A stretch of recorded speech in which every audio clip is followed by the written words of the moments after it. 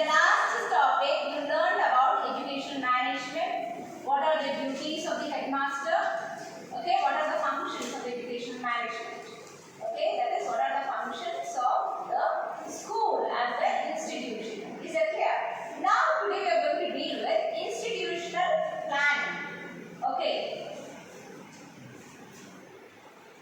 Now, as we all know,